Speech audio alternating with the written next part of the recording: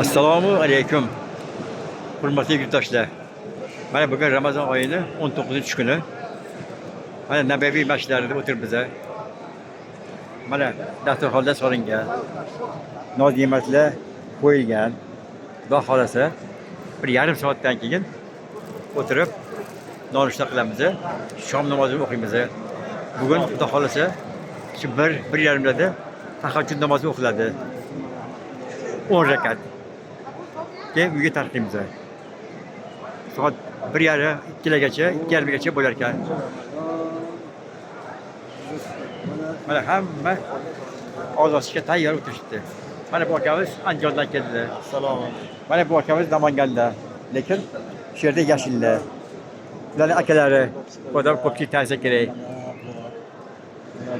Mana Abdi Bash aka. Sog' salomat bo'linglar. O'zinglar kelinglar, birga o'tirib iftorlik qilish nasib qilsin. Assalomu alaykum va rahmatullohi va barakatuh.